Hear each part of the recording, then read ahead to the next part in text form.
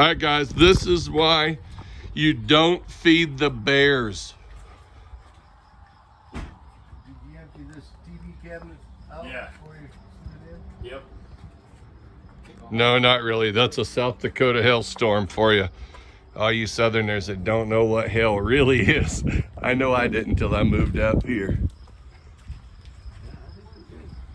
Unbelievable.